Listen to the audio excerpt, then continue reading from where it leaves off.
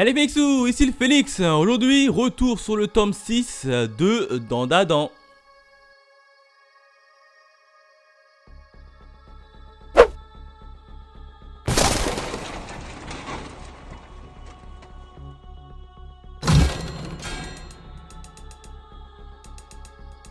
Retour sur la jaquette qui est plutôt pas mal puisque moi j'ai pris la version collector, donc c'est une jaquette réversible et il était donné avec un stand acrylique et une jaquette réversible. Le stand acrylique c'est tout simplement il est là, alors je l'ai pas encore monté, c'est tout simplement notre cher Ocaron en mode mémé le turbo, donc ça fait toujours plaisir. Et en termes de jaquette, le côté de la jaquette réversible, elle est là, regardez, et quand on ouvre comme ça fait une espèce de fresque et on a tous les personnages. Hop. De l'autre côté de la jaquette, celle que vous avez si vous achetez le tome en mode classique, elle est comme ça. Hop, le dos avec le devant.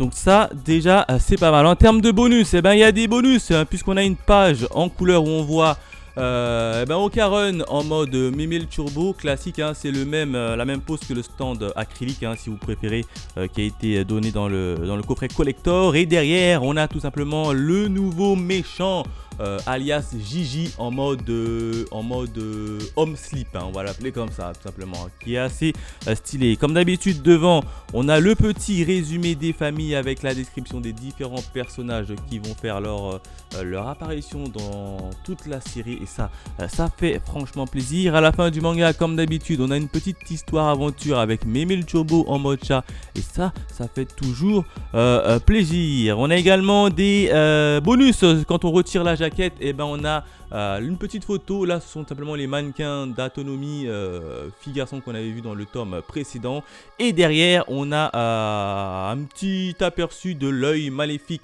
avec son petit synopsis pour savoir qui est réellement ce cher petit individu. Bref, pas mal de bonus, jaquette réversible assez cool, moi j'aime bien. Et au niveau du coffret collector, on a en plus de ça un petit stand acrylique de Ocaron version mémé le turbo. Donc voilà ce que je pouvais dire sur la partie jaquette et bonus. Maintenant on passe à la partie review. Allez, c'est parti au niveau de la review. Et combien d'événements s'est passé dans le tome 6? 4 événements. Le premier événement, j'ai envie de l'intituler comme étant le tir du tigre. Et oui, petite référence à Olivier Tom. Et puis là, on va voir tout simplement Gigi qui s'est fait choper son corps par l'œil maléfique, et du coup, c'est l'œil maléfique qui a pris possession de son corps. Et lui, il en veut terriblement à l'espèce humaine. Je vous rappelle quand même qu'il a été sacrifié étant jeune pour un soi-disant dieu du volcan. Donc du coup, il se retourne, il voit un Momo qui est par terre, il lui faut un chassé et Momo est complètement envoyé contre le mur, valdingué. Heureusement qu'elle avait activé quand même son pouvoir de barrière, c'est ce qui lui a permis un peu de restreindre le coup. Manque de chance, t'as le fameux Gigi en mode transformé qui fonce sur elle et qui continue à s'aimer des terribles coups de pied. Et là, contre toute attente, t'as le ver, le fameux ver qui revient et qui refait son apparition. Ce ver, il est increvable. Alors le ver, il arrive et puis il fait une attaque, petite attaque décharge électrique à la Pikachu. Évidemment, t'as Gigi qui se retourne, qui voit le ver. Il fait une espèce de barrière, du coup ça le protège lui et à la fois Momo puisqu'il le tient complètement en joue. Et là il va se créer une petite boule d'esprit et puis il va s'en servir comme d'un ballon de foot. Il va prendre cette balle, il va la tirer en plein sur le verre, ça va transpercer le verre et il va faire ça plusieurs fois jusqu'à ce que le verre est complètement déchiqueté, il y a des trous partout. Du coup le verre il se sent un peu menacé, complètement blessé, il se tire, le verre se tire pour un peu se réfugier tout simplement. Et puis là, il va avoir encore la balle en forme de boule d'esprit. Il va regarder Momo. Momo, elle essaye de se cacher. Bim, il déclenche un tir ultra puissant en direction de Momo. Et là, tu as Momo qui va arrêter la balle comme un gardien de but, à la Mark Evans dans Inazuma Eleven, avec ses mains géantes qui viennent stopper la balle. Mais manque de peau, tu as Gigi qui contourne Momo et qui vient lui envoyer un gros chasset. Momo, elle tombe par terre Et là, tu as Gigi qui reprend la balle, qui va lui envoyer une nouvelle fois un fameux tir du tigre, hein, littéralement. Et ça va tout simplement être Okarun qui va venir et qui va intercepter la balle au dernier moment, hein, façon Olivier Tom. Hein. C'est ça, j'ai vraiment adoré, hein, façon Olivier Tom. Du coup, les deux, c'est comme s'ils se battaient pour le duel du ballon. Et les deux vont tout simplement se télescoper. Et là, tu as Okarun qui va récupérer Momo et il va détaler à toute vitesse. Hein. Pendant ce temps-là, on va s'apercevoir que durant leur fuite, tu as le ver qui refait son apparition, mais cette fois-ci, il va cracher un espèce de venin en forme de pollen. Et là, tu as Okarun et Momo qui vont essayer de repasser par le trou. Mais là, ils vont s'apercevoir que le trou, il est vraiment trop haut et qu'ils ne pourront pas tous les deux sortir. Donc, Okarun a une idée. Il va tout simplement propulser Momo sur un fauteuil pour qu'elle puisse s'évader. Et par-delà de ça, il charge tout simplement Momo de revenir l'aider avec une corde. Donc, voilà comment s'est passé le premier événement. Le deuxième événement, j'ai envie d'intituler comme étant une prise au piège. Et oui, hein, puisqu'on va retrouver notamment Okarun qui va rester face à Gigi en mode transformé tout seul, hein, puisqu'il a envoyé Momo direction la sortie en haut du plafond. Et du coup va commencer un petit duel entre les deux. Alors au départ tu as Gigi qui assène des coups assez violents à Okarun et Okarun ne peut strictement rien faire, hein, d'autant plus que Gigi se tape avec notamment sa petite boule en forme de ballon de foot d'esprit. Donc Okarun est complètement dépassé et se fait complètement anéantir. Et du coup vu qu'Okarun bouge quand même pas mal à droite à gauche et va dans les zigzags, et ben là tu as Gigi qui va essayer de l'emprisonner dans une petite maison assez restreinte. Du coup il va réussir et là Gigi va rentrer dans cette maison et puis ils vont se commencer à se battre dans un tout petit espace. Au départ c'est Gigi qui va avoir l'ascendant dessus, mais très vite Okarun va s'interposer et puis il va lui mettre un double hypercut avec son petit coup de burst et ça va envoyer valdinguer bien évidemment Gigi à l'extérieur de la barrière, hein. Il va casser la barrière et il va complètement tomber dans les pommes. Okarun également aussi, vu que c'était son dernier coup de burst, va tomber également dans les pommes. Il va récupérer le corps de Gigi qui est un peu dans les vapes et puis il va le mettre à l'abri et il va foncer en direction de Memel Turbo. Memel Turbo qui était resté toujours dans la cave de départ, et puis là il va voir que Memel Turbo elle est collée à cause d'une matière visqueuse et collante que le ver avait craché. Alors tu as Okarun qui va essayer de l'aider, mais manque de peau, lui également il va se faire également coller par terre. Du côté de Momo, Momo qui a essayé d'envoyer une petite corde pour sauver notamment Okarun et Gigi, mais manque de peau, sa corde est trop petite. Du coup, qu'est-ce qu'elle va faire? Elle va décider de foutre le feu à la baraque, hein, rien que ça. Comme ça va faire venir les pompiers et les pompiers vont essayer d'arroser bien évidemment la maison pour que le feu s'éteigne. Mais en fait, Momo avait un autre but, c'était tout simplement de faire sortir le ver de sa tanière à la lueur du jour. Le troisième événement, j'ai envie de l'intituler ça chauffe. Et oui, ça va chauffer pour nos héros, puisque Momo a mis le feu à la baraque, et puis les pompiers sont venus, ils ont arrosé. Évidemment, le ver n'aime pas l'eau, du coup ça a forcé un peu le ver à se montrer, et le ver et le soleil ça fait deux. Du coup le ver il sort, il voit le soleil, il essaye de se réfugier dans un endroit un peu plus à l'ombre, et puis là tu as Momo qui détruit justement sa cachette et qui force le soleil à taper contre le ver, et le ver se fait littéralement cramer par le soleil et tu as le ver qui meurt définitivement. Mais évidemment avant de mourir il va recracher le clan Quito. Oui oui, le clan Quito qui s'est été fait bouffer un peu plus tôt, ils sont toujours vivants et du coup il s'est fait recracher. Et tu as la Big Mom miniature qui va sortir et qui va dire à Momo mais qu'est-ce que tu as fait, tu as tué notre cher notre dieu, etc. Et puis là d'un coup tu as le volcan qui rentre en éruption. Alors on ne sait pas si c'est volontaire ou pas, ou si c'est une coïncidence. En tout cas dès que le ver il est mort, le volcan est rentré en éruption. Du coup t'as Momo qui va essayer de se servir du ver comme étant un tuyau d'arrosage, hein, littéralement, hein. Elle va coller l'extrémité du ver dans la sortie d'eau pour pouvoir arroser et stopper l'écoulement de la lave du volcan. Alors au départ ça marchait plutôt bien et pendant tout ce temps là t'as bien évidemment le clan Quito qui court derrière elle pour essayer de récupérer la dépouille de leur divinité.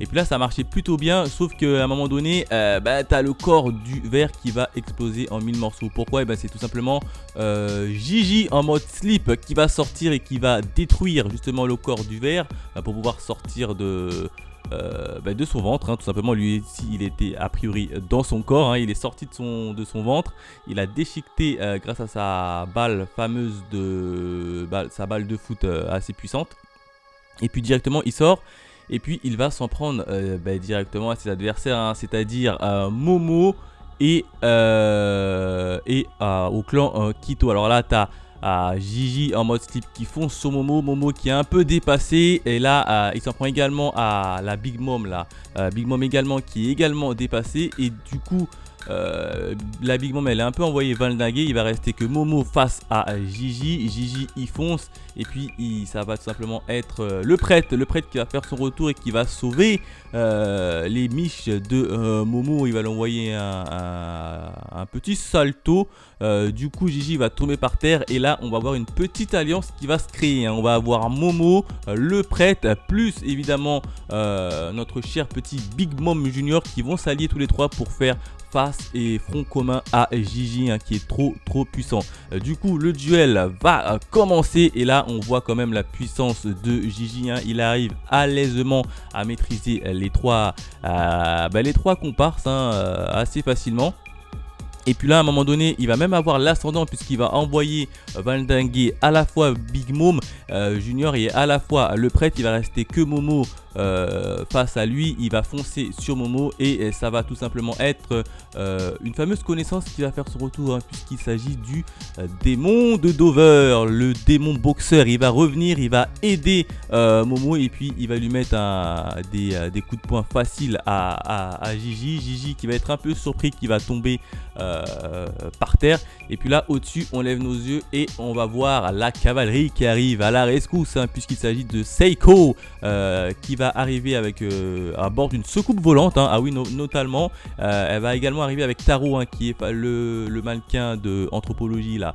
T'as le mannequin qui va également se ramener, et du coup ça va être littéralement un gros groupe contre Gigi. On va avoir du Momo, on va avoir du le prêtre, on va avoir du Big Mom Junior, on va avoir du Seiko, on va avoir le démon de Dover, on va avoir également du Garo, hein, le mannequin, face à Gigi. Et là Gigi il est complètement esselé, et devinez ce qu'il va se faire. Et Gigi va quand même plutôt bien s'en sortir, hein. Il va assez maîtriser ses adversaires.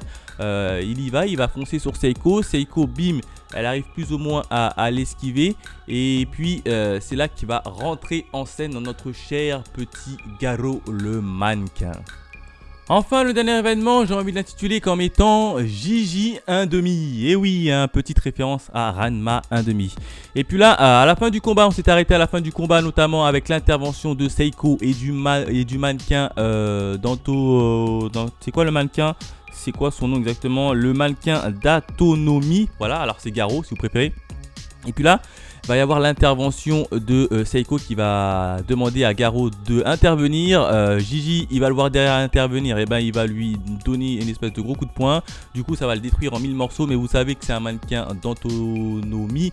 Et du coup, il va justement se servir de son corps pour enfermer Gigi à l'intérieur de lui-même. Comme ça va priver toute sortie à Gigi, et c'est comme ça qu'ils vont récupérer notamment et réussir à capturer Gigi. Alors une fois capturé, évidemment t'as Momo qui fonce en direction de la maison pour essayer de sauver Okarun, qui est toujours resté coincé dans la maison, qui crame, avec notamment Memel Turbo.